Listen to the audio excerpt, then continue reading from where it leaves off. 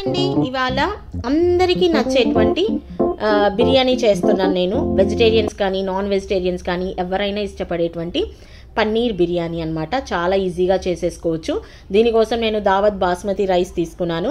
ఈ బాస్మతి రైస్ చాలా ఫ్లేవర్ఫుల్గా ఉంటుంది. అండ్ అలాగే నేను పన్నీర్ వచ్చేసి అమూల్ పన్నీర్ తీసుకున్నాను. మార్కెట్లో చాలా పన్నీర్స్ దొరుకుతుంటాయి, కానీ నాకైతే అమూల్ పన్నీర్ అంటే చాలా ఇష్టము.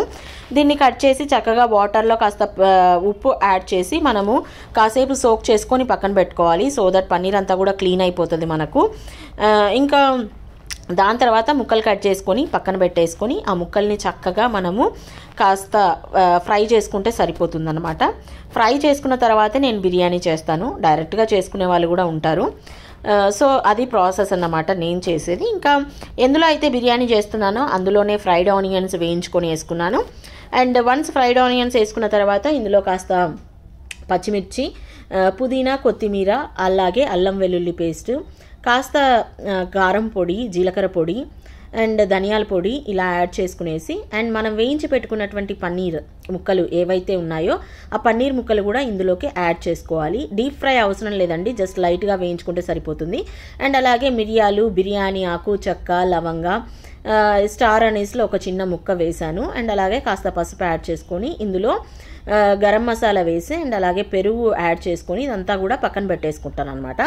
వన్స్ ఇది మ్యారినేషన్ అయిపోయింది అనుకున్నప్పుడు మనము బాస్మతి రైస్ని కూడా రెడీ చేసుకున్న తర్వాత దీన్ని ఒక 5 minutes ఉడికించుకొని దగ్గర చేసుకొని దాని తర్వాత నేను దమ్ యాడ్ చేస్తాను అనమాట.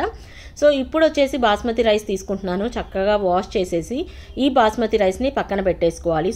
అండ్ మీన్ వైల్ మనకు బాస్మతి రైస్ని ఉడికించుకోవడానికి నేను వాటర్ తీసేసుకున్నాను. వాటర్లో అంటే మనము 1 glassకి 2 glasses ఎలా అయితే యాడ్ చేస్తామో అలాగే అనమాట. వాటర్లో పుదీనా, కొత్తిమీర, అల్లం వెల్లుల్లి పేస్ట్, మనకు కావాల్సిన మసాలాలన్నీ యాడ్ చేసుకొని బియ్యంని అయితే బాగా ఉడికించాను. పన్నీర్ని కూడా ఒక 5 minutes మనకు ఆయిల్ అంతా బయటకు వచ్చేంత వరకు కూడా సోక్ చేసిందంతా కూడా పెట్టేసుకొని ఆ తర్వాత రైస్ని లేస్గా వేసుకున్నాను అనమాట. ఇంకేం లేదండి, నార్మల్గా మనము ఆనియన్స్, పచ్చిమిర్చి ఇలా అన్నీ వేసి జస్ట్ దమ్ముకు పెట్టేసుకోవడమే అనమాట. కలర్ అయితే నేను యాడ్ చేశాను, మీరు కూడా ఇష్టం ఉంటే యాడ్ చేసుకోండి. వన్స్ దమ్ అయ్యాక మనకు పన్నీర్ బిర్యానీ రెడీ అయిపోతుంది.